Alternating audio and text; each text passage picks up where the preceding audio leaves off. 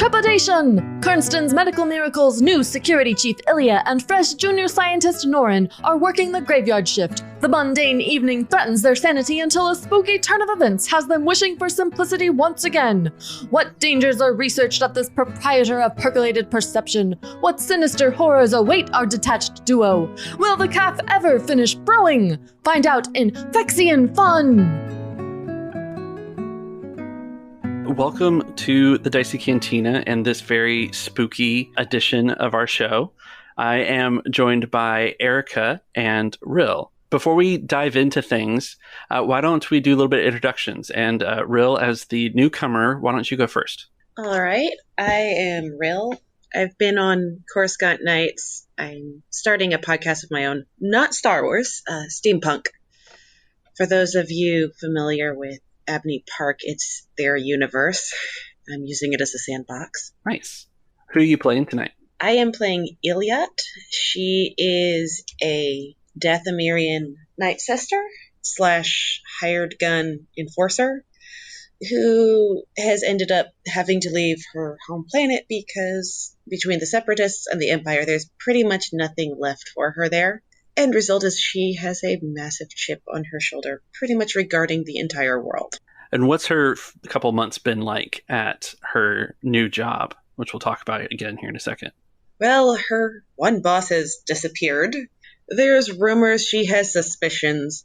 She's been plotting revenge on a coworker that had the bright idea to make some kind of snarky remark about Dathomir and Night Sisters, and is just, in general, very, very prickly. Okay.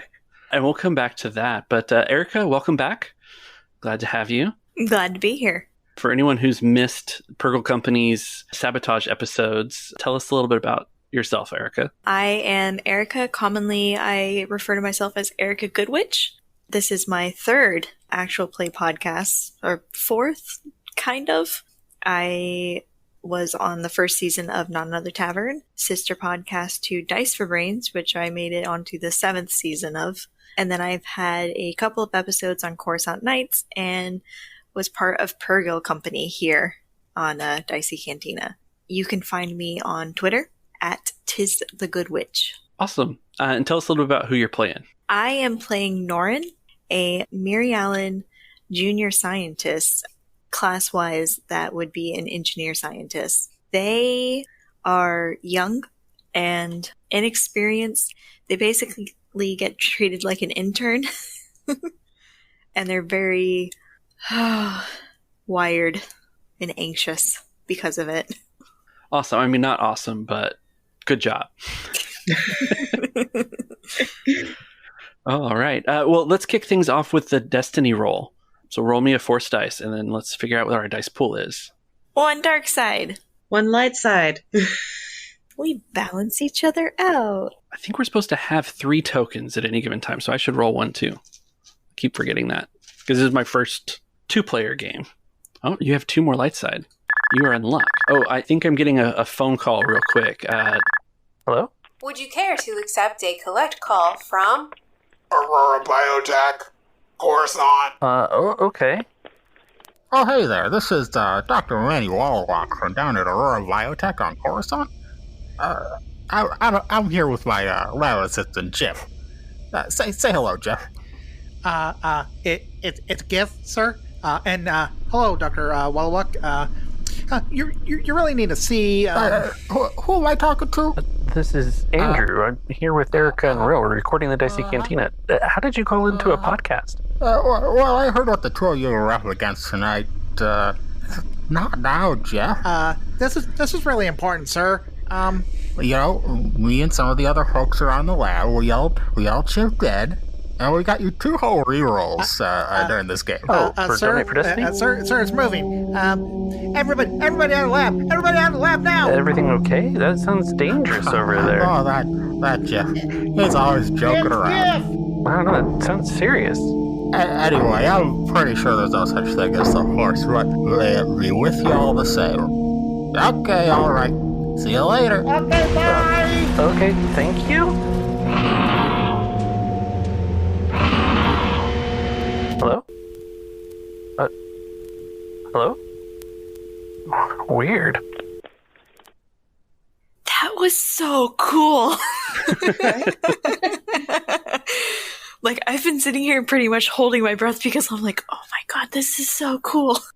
So Mark and AJ have donated for Destiny, and they sent over that wonderful message for you guys this evening. And if it's not clear, what they've done is they have donated the $6 level to give you guys a pool of 2 rerolls of your positive dice on a check for this session. So it's 2 altogether. You can choose them like Destiny tokens to use them at any time, but once you've done it twice, it is over, and it's a shared pool. So you can each have one, or, depending on where you're at. What it doesn't change is the negative dice pool. So if you've rolled a despair, you're keeping the despair, but you can re-roll the positive dice of your roll and see if you can get a success or get something better. So yeah, it's Donate for Destiny this evening. So that's everything. We're all set to start. You guys are both what I've pictured as third shift employees at Kernston's Medical Miracles, a small and up-and-coming medical research facility. So it is late at night, and there are very few employees around you. I think that Iliot, got in a few kind of verbal altercations and kind of got moved to the graveyard shift. And Norin, it's the responsibility of every junior scientist to be there when no one else is, to just watch over the paperwork. Just the paperwork? Well, and the few people that are doing the late night research are, of course, coming over to you and asking for calf from the break room. What? That's like the 5th pot of calf. I think that's where we'll start this evening. Norin, you're on your trip to the break room for the 5th or 6th time this evening. No respect is given. And as you walk in, Iliot is there. Oh, hi, Iliot. I'm just gonna be right over here. Cool. Yeah, I hope you're not taking the last of the calf. Is that all we have? That's all that's currently made. Oh, no, I'm making a fresh pot. You can have what's left of that. I would offer you some of this pot, but it's not for me. And I don't want to get sent back down here again before I have to be. And I'm busy myself making the calf. She raises her eyebrows and goes back to inspecting her fingernails. What's Iliot been up to in the break room? Just break? Just break. How's the security been going this evening? Very boring. Absolutely nothing's been happening. You're not the only security officer working this evening. Tell me a little bit about your companion who's on watch right now. Who do you have to work with? Who's your coworker? Well, at least this one I can trust a little bit. There's one guy that, he's just sneaky in all ways, trying to take notes on everybody. I think he might be just trying to see who he can sabotage. So you trust him more because he's going to sabotage people? No, I don't like that guy. The guy that's on tonight, he's decent. He does his job and minds his own business. All right. What's his name? Sorry, my brain's coming up with silly ideas. Hit me. Well, I think his name is Eric, but Iliot tends to come up with snarky names for people, so she tends to refer to him as Karik. Okay. Not to his face, usually, unless she's trying to provoke outrage. Uh-huh. Although, that's nice compared to some of the other ones. It's just a general allusion to a Star Wars curse rather than being an actual one. Okay. I think a voice comes over Norin's comm, and it is Eric the Karik, and he just says, Norin, I see on my scanner here that you're in the break room. Any chance you could bring me a cup of calf? Hello? Iliot's on break, so I can't get up there and get it myself. Or I would, but I've got to sit here at the watch desk. But I know you're in there. Can you bring one my way, please? Norin spends 5 seconds looking at Iliot and considering, and then being like, Yeah, I can bring you a cup of calf. Great. Thanks. No problem. Just super defeated. And I imagine, like, the calf is just taking forever. What's Iliot's reaction to hearing Eric's request for calf? She actually pulls out her own comm and just goes, I really hope you're not about to fall asleep on the job. Never. And then he's silent after that. It's not that she actually thinks that would happen. It's just he's asking for calf. Uh-huh. That's usually the reason people around here ask for calf, especially in security. I believe it. I bet that's his reason. This is a game to roll after all, so Norin, why don't you roll make calf? What even would that be? I'm going to go with it's an easy survival check. It's the closest thing I can think of to make food. Okay. What is Norin's survival? That is one green die. A single green die. You're very familiar with the calf machine, though. Yeah, so you can have a definitely boost. And what's my difficulty? Just one purple. Okay. There probably should be no purple because the machine likes to make calf, but we gotta have something in there. Yeah, I mean, you never know. It might be done such that it ends up... like super watery. Uh-huh. Or, overdone. That's totally blank. It's just a wash. It's a wash. Did they roll blank or did they just cancel out? No, completely blank. Wow. Okay. So the Force is telling me that we didn't need this check at all. But yeah, after a few minutes, the calf machine does its own thing because it's pretty automated. It's almost a little droid-like, and dings with a new pot of calf. You take the pot out, and I pour it into several cups, and I put them in a tray, and I'm like... Okay. Ilya steals one of the cups and pours just a little bit of it into her cup and hands it back and says, "That's for Carrick."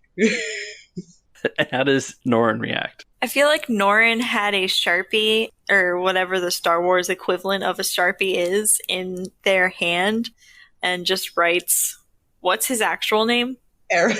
Eric on the cup and puts it back. And then writes the names of the other scientists on there. How many are there? Like 3? Yeah, I think it's about 3. You got 3 scientists. There's 2 interns that are there this evening, too. But I don't know that you bring them calf. You mean actual interns? Actual interns. Why are they treating me like an intern if there are actual interns? That adds just another level of, like, why? That is a great question. I don't think that Druckenwell is necessarily a good place. Or at least not this company. No. Kernston's is a little bit mismanaged. Are they human? Is that why? Is it because they're human and I'm not? That could be a possibility, unfortunately, because they are an SGI company. An SGI company is an Empire company, and an Empire company has a bit of xenophobia to it. Eric's definitely human. I don't bring the interns coffee. Okay. They didn't ask. At least they know not to ask. What do we think the other scientists' names are? Derek. With Eric and Derek. Okay. After Erica, you give me those names, I'm going to need Iliot's nickname for each one. Yes. I got to make sure I write this down too so I don't forget. Senior scientist. So there's Derek, May, and Marvin. Okay. And then the interns are named Chad and Becky. Okay. I think the interns are new enough that Iliot hasn't figured out insulting nicknames for them yet. Okay. Marvin is definitely Criff Herder. Criff. Okay. Derek is Sheb's face. Wait, I changed it to make it a little bit more Star Wars. It's Shada and Beckel. Okay. Marvin, May, and Derek can stay. Shada and Beckel. Yeah. Okay. But yeah, Marvin is Criff Hoarder. Derek is Sheb's face. And Probably not what you guys thought you were signing up for tonight. May is Scrogger. May is Scrogger? Scrogger. I'm not writing those down. Right. I mean, we don't have to keep building these NPCs, but I feel like you're going to see them soon. So if you have a desire, you can tell me what their research is in. Or we can move on to calf delivery. I want you to tell me that. Okay. I like how you said okay, and then you're just not going to tell me okay. I engaged my thinking brain of what's there. So Derek or Schlebspace. Shebspace. Shebspace, not the Schleb, but Shebspace. Okay. Is researching Bacta, trying to make it more potent. Since his sample was stolen and all of the data was erased of his research, he's kind of had to start from scratch. Oh, he's the one that got stolen from. He did. He was the one who got stolen from. May works in exotic flora, so, xenobiology with a plant focus. And then that would make Marvin interested in xenobiology in fauna. So he brings in a bunch of animals from off-planet, all in the name of medical research. I'll leave it at that. I'm not going to go any further down that rabbit hole. All right. Now I've got to deliver calf to them after stopping by Eric's desk. Uh-huh. Is Iliad coming with you? About break time to be over, right? I feel like Iliad is following behind, and it just makes Norin even more nervous. She's following behind with a very full bottle of calf. Every time the hallway's dark, Norin's steps just get a little bit faster. You leave the break room and you head down, and you come to kind of a large, wide, and tall rectangular glassed-in lobby. At the center of it sits a security desk with Eric sitting there in the chair, leaned back with feet propped up against the desk. He's not really moving. Kernston has that kind of research feel to it. And what I mean by that is the building itself is largely glass walls instead of, hiding anything. I don't know the other words, but you get kind of the picture of what I mean. There are 3 stories. The break room's on the first story. So you guys are kind of rounding this long kind of hallway into that lobby area. And you see Eric there just kind of propped up against the desk. It's late at night, so all the lights are kind of off. You got mostly just the necessary lights on. Norin kind of knocks on the door. There isn't quite a door. Or is it completely open? Yeah, so the security desk is on the first floor in the middle of the lobby. The rest of it's open concept. So there's a staircase that heads up that is past the main entrance that goes up to the second and third floors. But the first floor itself is just it's kind of a mall-like. It's just this tile, the security desk kind of right in the middle, and then a couple of plants, but just kind of windowed in glass around it. Okay. I put the cup of calf down on the counter right in front of Eric, and I knock on the counter with my knuckle. He doesn't move. He's got his arms folded over his chest and his head slumped down. I mean, I don't really need to wait, but Iliad walks over and smacks him on top of the head. Not exactly lightly either. It's like a solid thump. The chair topples over and Eric spills out, limp and lifeless. Lifeless? He did not react in the slightest. I do take perception checks. It's an easy check, so 1 purple and then 1 black. He kind of slumped over as the chair fell over, and he's in that pose where he's kind of on his side, almost like he's laying in a seated position. I'm gonna add another setback die because there's a desk between us. There you go. You can always add more setback dice. Oh, I love to add setback dice. That is a failure and a threat. I got a success and an advantage. Excellent. What the criv carrick? Has Norin seen a dead body before? No, because they have really advanced medical holograms and stuff at school, so there's no need to work on actual cadavers. in a sort of advanced futuristic society. Mm-hmm. So, no, definitely not.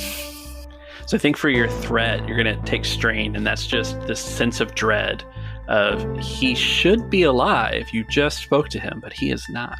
Iliad, what you see is that the kind of back side of Eric's head, where he has black hair and things like that, actually has a 1.5-inch hole there, and it looks rather hollow inside his head. And this would likely be the reason why he is not moving around anymore. Well, that's bizarre. Norin, what did you say they're working on in the labs right now?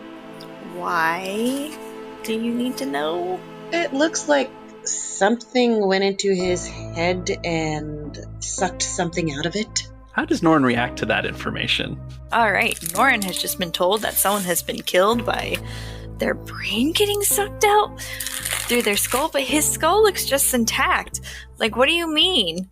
And I guess I'm gonna roll a discipline check to make sure that Norin doesn't freak totally out. If you feel that's fair. Oh, I actually have a yellow in this. That's interesting. Hey, congratulations. What's my difficulty? I think that this is going to be average. It's going to be 2 purple, because I don't know that it's necessarily completely real yet. That is a failure. Right. So essentially that was a fear check. So with 1 failure, you're going to be afraid, and you'll just take a setback dice on your next action. Okay, I will put that setback dice right there so that I know that I have to roll it on my next action. Which, I was just asked what kind of creature they're working on up in the labs. Well, not necessarily creature, just in general, what are they working on? Because this is not normal. It might be a creature, it might be some kind of weapon. Norin is like half torn between like having to go around the desk and like check over the body. Oh god, it's a body. That's a body themselves. Or just staying right where they are. Because with the desk between them, it's not so bad. But yeah, in order to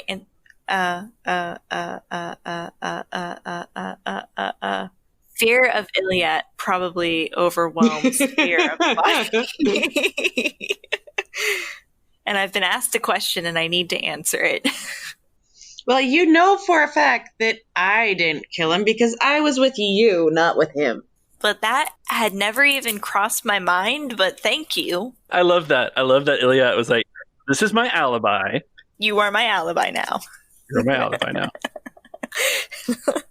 Norin is going to come around the desk and make a medicine check on Eric.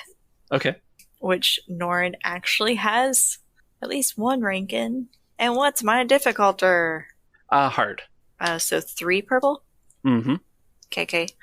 A setback because I am terrified. A boost because I'm actually putting my knowledge and expertise to use for once. So that actually kind of feels nice, even if it's scary, because that's a body. Why is there a body? Yeah, went to uni for xenobiology, and that's probably what's going on here. So yeah, you can have a boost. Yeah, I've got 1 advantage. The dice don't like Norin, and I'm here for it. You don't have a connection between the wound that you've seen and any of the research that you're aware of that's going on.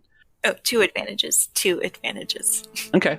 So 2 other facts. Getting in a little bit closer to inspect it, coming over your fear a little bit, you see that the bone has been cut in a near perfect kind of circle in such a way that, would be a drill or a bone saw or something like that. It looks like it's been cut and not cracked into.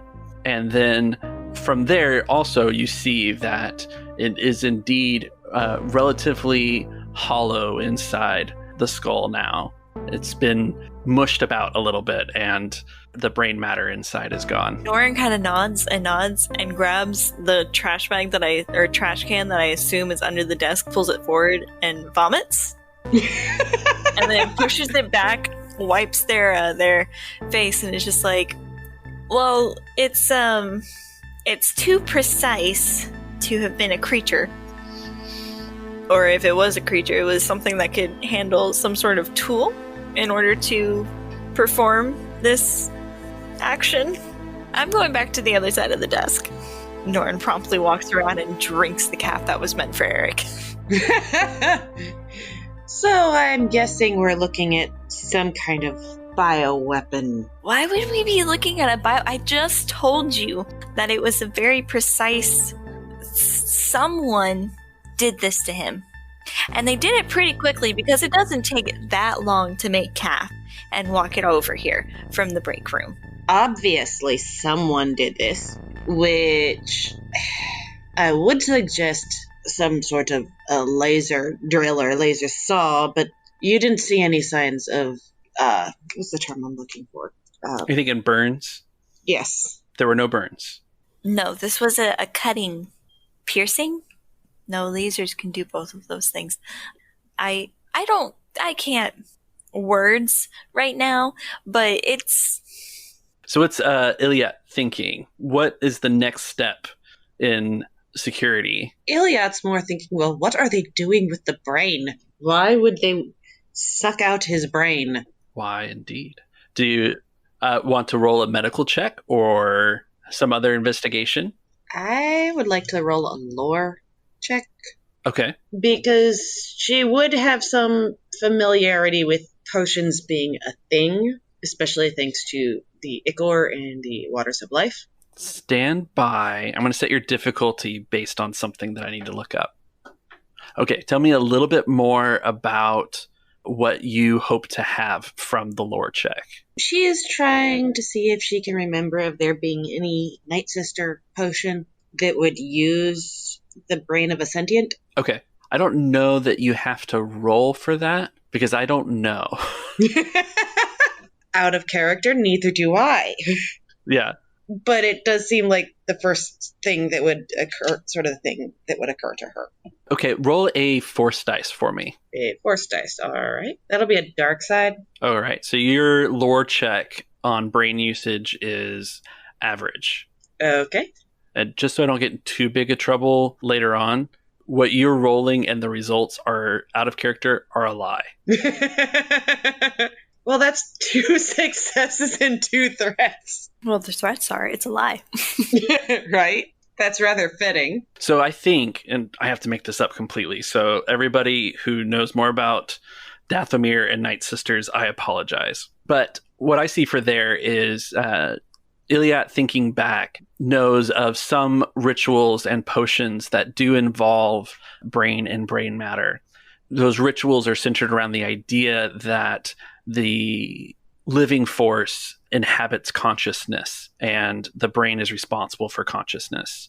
And so there's a way of gaining a deeper understanding and a deeper knowledge of the world by harvesting the consciousness from the organs specifically related to that. Based on that, she's going to go, just looking at, I would like to meet this person.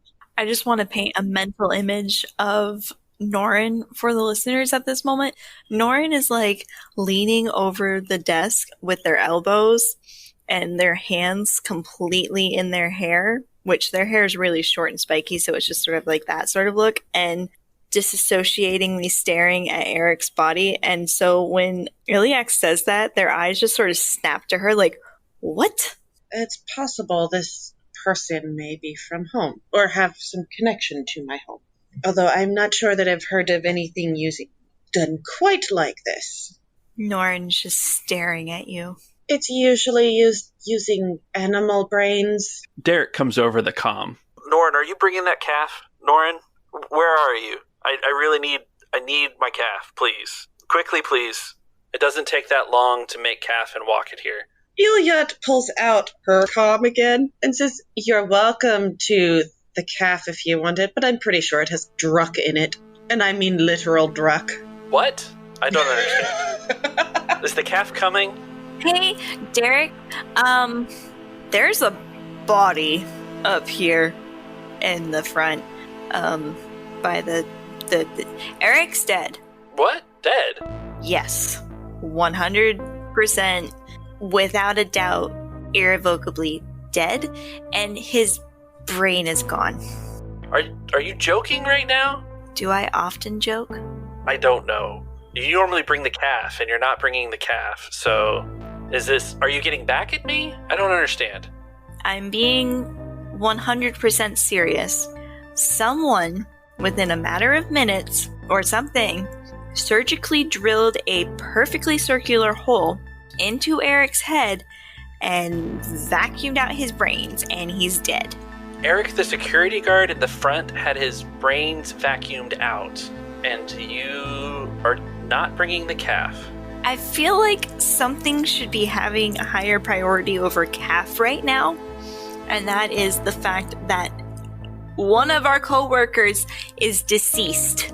There's a burst of static, and the comm line goes dead. Hey, nerf herders. What were you working on that was stolen when What's-Her-Face disappeared in the sewers? There's no reply on the comm. Oh, I had a bad feeling about that. She sighs, rolls her eyes, grabs Norin by the back of the lab coat, and starts walking them both over to the left. There is a lot of waving of arms and shuffling of feet, and you could just, this is very ungainly, and I am usually ungainly, and it doesn't need to be like this. Can we just walk to get, and tries to pull themselves free? Where are you heading, Iliad? To the closest lift. Heading up or down to whichever floor the lab's on. So Derek, are you heading to Derek's lab, May's lab, or Marvin's lab? Derek's lab. Derek's lab's on the 3rd floor. So 3rd floor, middle of the hall. Do you let Norin break free, or are you... No, of course not. And it's not like the only other thing in her hands is her calf, so no, not a chance.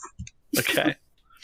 So you guys arrive at the lab door to Derek's lab, and each of the lab doors have a keypad where they are locked. You're on kind of a pseudo balcony to it. So Kernston's is encased in kind of this large window space to it. And you can see each of the floors kind of like a hotel suite or something along those lines. And so there's a railing and you can see down to the 1st floor from the 3rd and 2nd floors.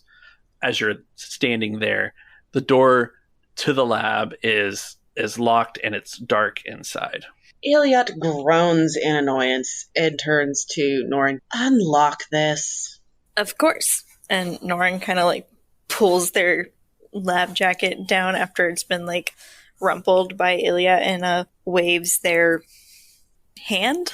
You get a little security badge. My little security badge over the touchpad. You get a error message. Red. Slower this time. Red. Just press it. Turns red, and then I flip my dark side token. Oh no. And all extraneous lights in the building off.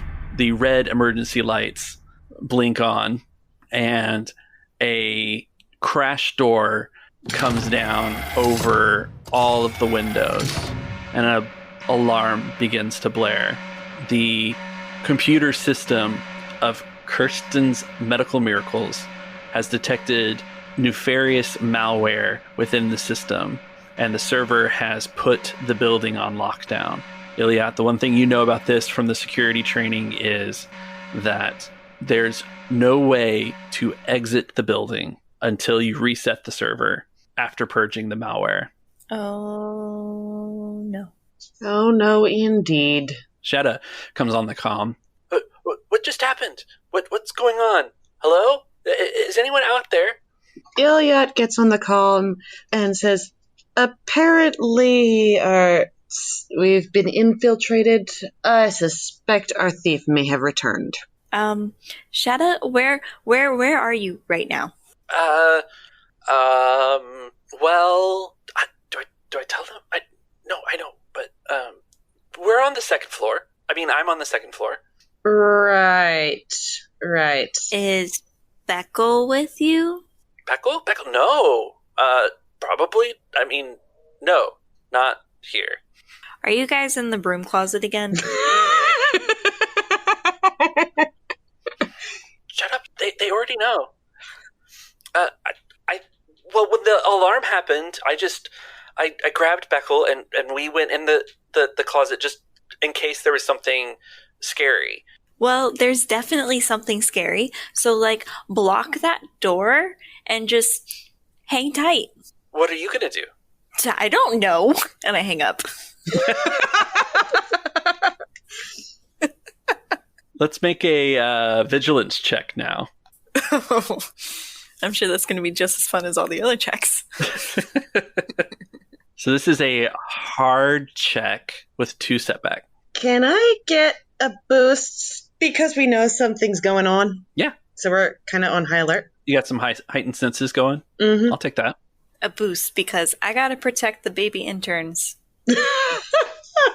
Yeah, okay. Who were totally not making out. Not at all. I think they covered nicely. So what do we get? 4 threat. And I got 2 failures and a threat. Okay. Both of you roll a force die for me real quick. Or, if this vigilance check is very important to you, don't forget that you do have rerolls from the Donate for Destiny. Oh, yeah. I like how the dice are treating Norin. Okay. No. And I got 2 light side points. I got 2 light. Hey! 4 light side points. Digital high five. Woo! You both have 2 light side points? We got like 5 threat for you to do something with. Yep. I'm doing a thing. I'm just deciding through game mechanics what happens next. All right, Iliad, do you have melee defense? I do. How many? 1. Why do I have a bad feeling about this? This looks like it's gonna hurt. As long as it hurts you and not me. What? You're the beefy one. You're meant to take hits. I'm the brainy one. I'm supposed to be cowering behind you. So with the klaxons blaring and the emergency lights being the only illumination and everything's turned red, it's very difficult to see anything. And out of nowhere, Iliad, something falls on the back of your head and shoulders and slices down your shoulder and does its 6 damage, and there's something on you now. I yelp and spin, trying to see if I can shake it off. And as I do that, I'm summoning my Duskblade, because that is my ritually prepared item. Mm-hmm. So you're going to make a hard upgraded once brawl check to try and shake this off. All right. Can I get a boost where it's literally on me, so it's not really going to be able to dodge too well? No, you can have a setback because it is holding on to you with some claws, and it's in the awkward place on like a backpack on the back of your shoulder and head. Oh, boy. I feel like this is a reroll moment. Yeah, I think I'm going to use one of the rerolls for that, because, I just... This feels like it could be way too bad if I fail it. Well, hold on 1 second. First, tell our listeners what you got. I got a failure and 2 threats. Considering what's been happening, I'm not convinced that this is not what killed Carrick. Yeah. So you can re-roll the positive side for the re-rolls. Can she spend a light side point to make that green die a yellow die too? Absolutely. Okay. Yeah, I think I will. So the 4 failures and 2 threats of your negative dice pool stay, and you can re-roll the positive dice pool. Well, that will bring me to 1 failure and 1 threat. This reroll is brought to you by Donate for Destiny. It didn't help, but thank you anyway. This failure to succeed at said reroll is brought to you by Cursed Dice. Or maybe it's just Spiteful Dice. Spiteful Dice have taken you, and you have a threat. And for that threat, you feel something on the back right of your head that's about the size of a coin pressed there. But before anything else happens, Norin, you have a turn. Norin is going to see this happening and look desperately for something, and then out of sheer panic adrenaline, just try and seize it and throw it off. Okay. So I guess that is a melee check. Melee brawl check. Yep. So you got the same dice pool to it. You've got a red and 2 purple and a black. This black dice is brought to you by the fact that it is really hard to see what is going on. I'm going to upgrade one of these green to a yellow and spend a destiny point. I want a boost for adrenaline. I'll give you a boost. And another boost because if I succeed, this will be really cool, actually.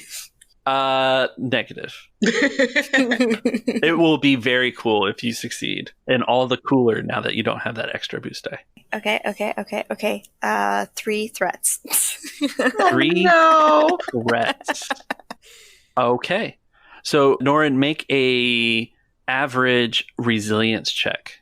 It's 2 failures and 2 advantages. Okay. So, Norin, as you swipe kind of wildly at the back of Iliad to try and figure out what is going on, that there's something clearly on her, and you can't quite make out what it is. There's this chaos of things. As you're swatting at it with your hands, you feel a cut, and you take 5 wounds. This cut's on your hand, and for your advantage, what you know about it is you've pricked yourself with neurotoxin once while you were at university, and this feels exactly the same. Oof, ow, okay, I'm going to step back, kind of holding my freshly cut neurotoxin hand down at my side, because I don't want it to flow up my arm any farther, and I'm going to dig in my pockets for my packet of antidotes, and I'm going to shout to Iliad, try and stab with your sword that came out of nowhere, right between your shoulder blades. Like through her chest? No, like up above her head and down. Though this mysterious thing gets a turn first. One of the things you guys can do with tokens, depending if you want to, is upgrade attacks made against you, which is what is about to happen. You want to flip another token, you can turn the purple to red if you want. But you don't have to. I'm actually going to use my rank of fearsome. Okay. Because this thing is engaged with me. Yes. What's fearsome do? When an adversary becomes engaged with this character, may force that character to make a fear check with difficulty equal to ranks in fearsome. Okay. How many ranks of fearsome do you have? I only have 1 rank, but sometimes dice get cranky. Yeah. It is definitely afraid, and that gives it a black dice until the end of the encounter. And now it has a turn. So you have that natural ability, which is great. And you have a rank in melee defense, yes? Yes. All right. So, what did we got? A success and a threat for whatever is on your shoulders. Oh, lovely. So you're going to take 5 damage, and you're going to ignore soak on all of that. It is a pure 5 damage. There's this pressure and cutting feeling in the back of your head. Ah! It feels like something's kind of sawing. There's this circular motion back there. And yeah, it hurts a lot. She's going to scream. Uh-huh. It's your turn. Yeah, I'm going to do a defensive stance maneuver. Okay. And then I am going to take my knife, my dusk blade, and try to stab over my head at whatever that... Actually, no, I'm not going to be going over my head. I'm going to be slipping it kind of under the side, under where it feels like it's drilling at me, and try to cut that part of it off. Okay. For the threat that was rolled, you can take a boost dice on that action. Yay. 2 success to advantage. And let me check. Yeah, that's going to be enough to crit. Okay. What's your damage? 8 plus 2 success. So that'll be a 10 damage plus a crit. And I have... It starts with Pierce 2 plus Ichor Blade is another Pierce 2. Okay. So I believe that would be ignoring 4 points of soak. If it had that much soak, it would ignore all that soak. So for the critical, you have winded it. You hear this squeal, this kind of high clicking sound of this creature clearly being in pain, but the pressure and the cutting stops. But it is still on your back. And Norin, you get a turn. I want to make a genealogy roll. Okay. Oh, actually forgot. I actually got a second advantage with that, or a third advantage because there's an auto advantage from Superior. Okay. You can pass a boost dice to this. Yeah, I'll pass the boost to this. They see it a little bit clearer now. There is something that was shimmering about it that's not doing that now. And so you can make out the shape a little bit more. So I have a boost die from that. You have a boost dice from that. And then the Xenology check on it is 4 purple. But your other benefit of having that boost dice now is actually there were supposed to be 2 setback that aren't on there either. Well, I would have removed those setback anyway, so. Oh, well, there you go. I have 2 ranks of researcher, which allows me to remove setback per rank from all knowledge checks. Okay. And it also says researching takes half the time, which I'm not doing any researching right now, so. Okay, it's 1 success. It's just 1 success? It's just 1 success. But hey, it's a success! Okay. You shouldn't be that happy over just 1 success. Succeeding is a great thing here. It's been a little difficult for you guys this evening, and it's gotten a little dangerous.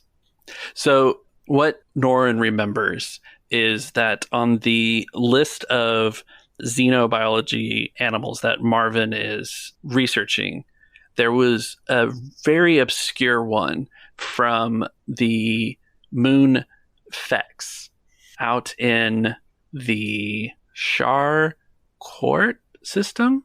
The Shah Court? I don't know how to say it.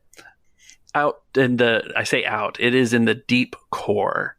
And there is a predator that has been very recently discovered on that moon called the Fexian skull borer. The creature has kind of an insectoid body that they use active camouflage or some other way of kind of masking themselves, making it very hard to detect them. They're relatively small. They're not very heavy, and they seem to hunt with their habitat of the trees by dropping down from them onto their prey. And they have a diet of brain matter. And there was one in Marvin's lab in the basement. Although there's probably not one there now. Okay, I know what this is. It's a Fexian skull borer. It's probably what killed Eric, and Marvin had one in his lab.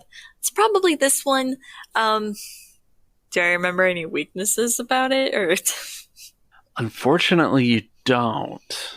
Maybe try cutting off its legs so it'll not be able to latch itself onto you. Oh, also it has a neurotoxin. Oh, yes, it does. Iliad needs to make me a average resilience check. Iliad groans. It says, well, I assume that we won't have to worry about Criff Herder anymore. 2 successes. So when you cut, you avoided all the spines that are on the back and sides of the Fexian skull borer. Well, I mean, it does make sense because she's not actually touching it. She's using a knife to try and get under, so. Yeah. And it's its turn. So what does it do? It releases its grips on Iliad's shoulders and leaps from her back over the railing to the side on a path to take it down to the first floor and disappears underneath the view of the catwalk, or disappears from the view of the catwalk. Norin lets out a breath that they didn't realize that they were holding, and then rushes over to Ilya like, oh, are you okay? I can help you take care of all that. Here's some antidote for the neurotoxin. And then I have some stim packs to maybe some Bacta would help with the wounds. I don't think we have enough time for Bacta. That thing needs to die, but the stim pack would be helpful. Okay, well, here you go, and I hand her 1 stim pack, and I will take that out of my equipment. So you guys have malware in the server that is trapping you in the building. You have a Fexian skull borer on the loose, an apex predator from the moon Fex in the deep core, and it has just disappeared. And we have these interns Uh-huh. that I suppose we have to keep alive somehow. Well, not even just the interns, there's the other scientists. We don't know if anything happened to Derek. And what about Dr. Marvin? It was in his research lab that this thing was in. Yeah, I'm pretty sure that Criff Herder is out of the picture. I mean, clearly he didn't contain this properly, so I'm pretty sure he was its first dinner. So where do you guys think you're heading next? I think we should go to Marvin's lab. I think we should go to the second level and check on the interns first. It's on the way. Are you splitting the party? Or are you... Oh no, so that's a terrible idea. Then I would be on my own, and I don't have anything to, defend myself with. So how do you guys make your way to the second floor then? Assuming that you're going to go to the second floor. You can also discuss your plan if you wish. I'm gonna start heading toward the lift again. I think that's going to be the quickest way to get there. Oh wait, no power. Mm-hmm. There is a set of large, stairs next to where the lift is. Yeah, stairs, find the interns. Then we can check on Marvin, but I don't think that's quite so urgent at this point. So as you guys head down the stairs and kind of around the corner to the hallway and make your way down that way, towards the end of the hall is the broom closet. But before you even really start down that way, you're a few steps off the stairs. You can see that the door to the broom closet down there is wide open. They never do what they're told. And I go running off down towards it. What the criff are you thinking? And she follows because clearly this not intern is about to get herself killed. No one said that Norin had any survival instincts. They soon learn that it is fine, because as coming to kind of a sliding halt at the end of the hall where the broom closet is, it's just empty inside. Norin goes on the comms, paging Beckel and Shada. Where are you guys? We heard screaming. We heard yelling, and we're trying to find a way out. You heard screaming and yelling, and you left your safe space? Okay, whatever. It sounded close. Well, yeah, it was the floor above you. It was me and Iliad. Pay attention. Why were you screaming? Because a Fexian skull borer attacked us. I'm pretty sure it's what killed Eric, the security guard. It killed Eric? Yes. Pay attention. And have either of you been able to get in touch with any of the senior scientists? We haven't thought to try. Do they know? They know about Eric? Is he okay? No, Eric is dead. I tried to tell Derek, and Derek was far too focused on the stinking calf than on the fact that I was telling him someone was dead. What do you expect from Sheb's face? Oh, the force! It's on her! Oh, what's it doing? Oh my goodness, oh no! Punch it! There's a burst of static. They went to find a way out. Yes, clearly. They went to find a way to become dinner. Using my intellect, which way do I think the interns went? Using your intellect of the things that have transpired so far, you knew that the Fexian skull borer leaped down to the first floor. That the area around you is in lockdown, so all of the emergency exits and all visible exits are locked. There is a path that you can get down to the basement from the first floor with a set of stairs behind a door, and that's probably what you would know. And then you might remember hearing some stories about the fact that someone who used to work here made their way from within the building to the sewer. And that's where the interns headed, because the interns love all of those stories. Okay, pretty sure we need to go this way. Which way? Towards the basement. Towards the basement. Yeah, that's probably the best option at this point. How are you proceeding? Describe for me kind of the trek to the basement. So you would come down the stairs, basically where the stairs come out on the first floor. There's a door that opens up to a set of much less nicer looking stairs, a concrete kind of emergency exit style that heads into the basement. I pull out my neuroparalytic and I hold it in my hand ready to stab it into anything that falls on me or Iliad, and I'm sort of keeping my eyes up on the ceiling. Okay. Yeah, I am keeping a close watch as we move, not just on the ceiling, but on the walls, especially the upper walls, watching for things like vents that it might be able to climb out of. So as you walk the halls of the basement, it's not a particularly huge basement, but there's a couple labs that are down there that you know about, and then of course IT keeps the server down there. It has kind of its own break room as well. You can hear some skittering sounds, but you don't see anything immediately, although you can roll your vigilance if you wish. Yeah, I'm gonna roll. I wonder if the dice roller will do better than the click-clacks. What am I rolling against? It's 2 purples and a red with 2 setback at this point. I want a boost because we know what we're up against and we know what we're looking for. I was gonna say, yeah, plus another one for heightened adrenaline. And a boost for adrenaline. A boost for adrenaline and a boost for the fact that you're looking in the right place. Yeah, that we know what to look for. Yep. All right, then. 3 successes and a threat. 0 successes, but 1 advantage. All right, so coming out of the door to the bottom of the stairs, to your right and left are doors that are relatively close by that are locked lab doors again. On your right, further down the hall, there's a little pool of light that's coming out from what is the break room. And kind of in the doorway that leads into that break room off the hallway, you can see a pair of legs laying on the ground. Additionally, what you know, what else is down there is the server room, and that is where the hall is just a straight shot to the back to a concrete wall, and on the left, almost against that back wall, is a small door that would lead to the IT closet.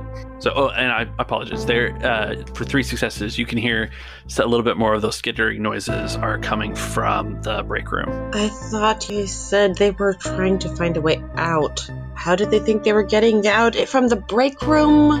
One of the legends about Nina disappearing said that she disappeared into the sewers through a access point into the sewers from the server room. Do they really not know the difference between the server room and the break room? She starts muttering about idiots and how she's surrounded by idiots. All this book learning and no common sense among them. There's a pair of legs. Do we know whose legs they belong to yet? Or whose body they belong to yet? They look like Beckel's legs. They look like Beckel's legs. Oh, poor Beckel. Okay, Norin is going to creep forward to peer into the server room, despite their misgivings. Could we tell from the skittering noises what direction that was moving? You were hearing the noises in the break room. You know that you have a basically concrete wall underground, right? Because this is a basement. Mm-hmm. You see a part of a victim from the break room hallway on the right-hand side, and then you're hearing some more noises in there. And you haven't heard anything else from Shadow. I'm going to head toward the break room, because it does no good to get the server's room dealt with and this thing get the drop on us, this thing be able to get out, and then everybody on the planet dies. That's security thinking for you. Let's roll a stealth check. Both of you. Because the server room is past the break room. What's the difficulty? It is 1 red. Oh, no! Perfect. Oh, no. Well, I mean, you did stealth. You did. We both stealthed well, right? I got a success and an advantage. And Norin? I got a success, 3 advantages, and a despair. Sorry, I just got the weirdest, just the dumbest idea for the despair. Oh, all right, tell me. And she's so focused on stealthing past the skull borer that she walks headfirst into the door. And it's thick enough it doesn't make much noise, but... So the challenge here is that I had you roll stealth, and you both have succeeded at your stealth roll. With advantage. With advantage. But there's a despair. So yeah. So I think that there's, just a kind of a cart of used computer parts outside the server door. And as you're paying attention to make sure that nothing can hear you as you, Norin, as you stealth past the break room, you knock over that cart of computer parts, and the skull borer makes a break for it, having been startled, and it's heading right for you, Iliad. You have an action, and then we may or may not have initiative, and we'll see what happens there. I'm gonna try to stab it. All right, go stabby on this guy. Because this guy needs to die. Can I use my advantage to get a boost? Yeah, that'd be fine. And you do have tokens. What? Well, what'd you get? 2 failures and 4 advantages. What? I like it. Yeah. Or you do have Another reroll. one more reroll. Yeah, I think I'll use the reroll. So you got 2 failures on that negative dice, and you can reroll your positive. This reroll is brought to you by Donate for Destiny. Do I want to flip again? Yes. You know what? Yes, I think I'm gonna flip. Your life might be easier if you kill this thing. Hey! Well, so that is the successes and the failures cancel out. 9 advantages. What the heck? No, just 5. Just 5 advantages. Oh yeah, that's right. 5 advantage. Yeah, but still 5 advantages and no successes. No successes with 5 advantages. What the heck? So I think that you essentially you've swung your dusk blade. I think that you swipe at it and you kind of catch it with the side of the blade instead of the blade itself, and so it kind of spins away from you on its back, and you've knocked it prone. Yeah, and probably fell into the computer parts. Yes, if you would like that. Yeah, because my logic is if it's in the computer parts and it tries to get up, then it's just as likely to trip over a computer part. Yeah. So Norin, it is right at your feet. I grab a computer part and try and smash... No, wait, no, I have my neuroparalytic. I'm going to try and stab it with my neuroparalytic. I like the idea of you smashing it with a keyboard, but yeah, let's go with the paralytic. So that's just an injection, right? I believe so. It doesn't really have a... Okay.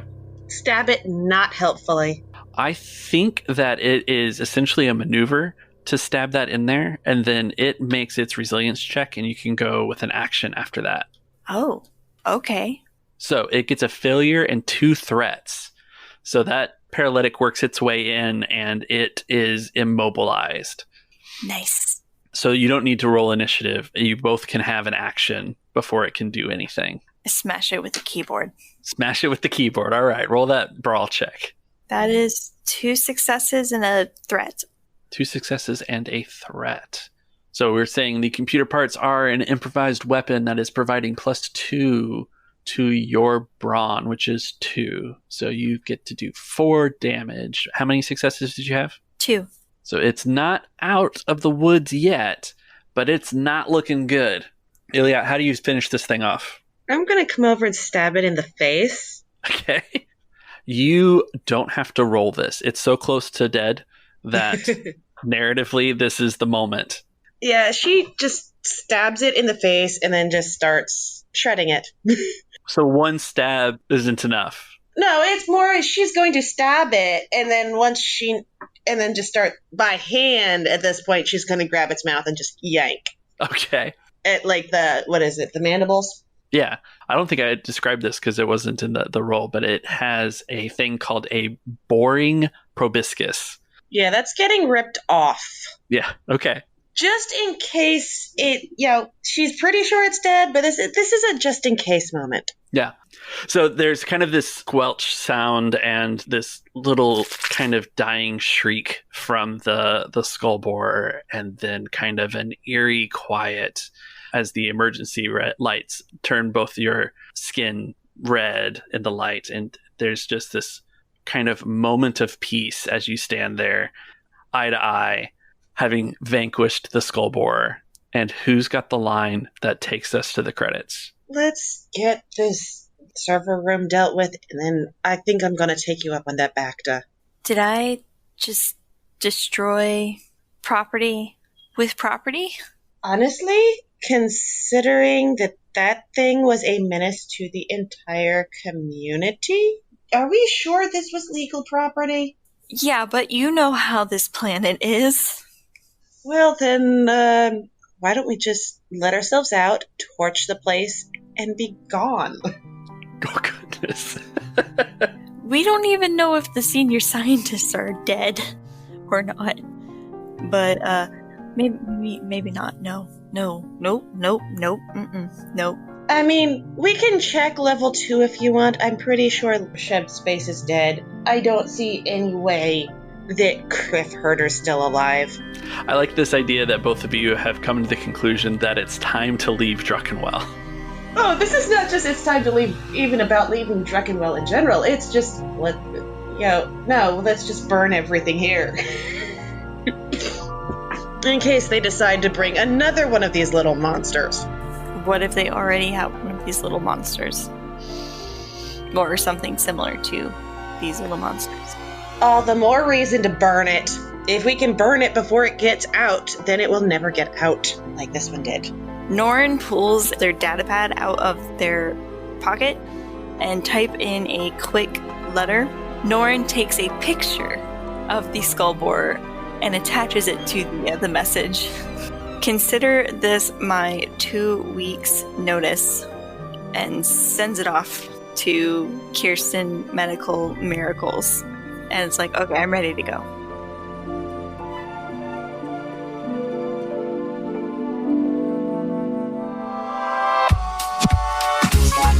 Thank you for joining us on this special episode of the Dicey Cantina, and thank you to Erica and Ril for playing. Also, we want to thank AJ and Mark for donating to Donate for Destiny. You can find out more about Child's Play charity and Donate for Destiny by going to diceycantina.com/destiny. I also want to thank Adam from Force Majeure for chipping in to help me get this episode edited. I literally wouldn't have been able to release this without your help.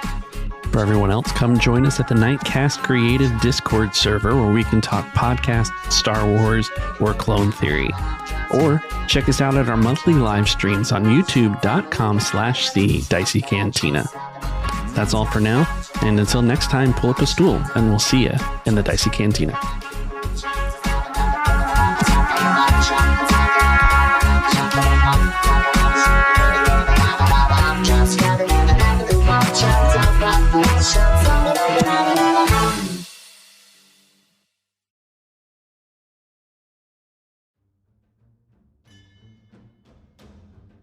Picture a world where the gods have grown bored and fickle. Picture a world where reality shapes itself to their whims and desires in the search for entertainment. Picture a world where everything's a stage and the common folk merely players. Into this step the professional champions, heroes by trade and vocation, fighting to protect those in need. Some do it for gold, others for glory, but they all know that they are the thin line between the chaos of the gods and the safety of the world. And they also know this: if there's one thing the gods demand, it's a good performance. Welcome to Dungeon Major! Dungeon Major is an actual play Genesis podcast on a homebrewed world with some very homebrewed heroes. Starting on Wednesday the 14th of April and releasing weekly, find us wherever you get your podcasts, and join us on the social medias under the banner of our parent show, Force Majeure, which is at Force Majeure Pod. So strap on your sword, fill up your tankard, take a seat by the fire, and get ready for the show.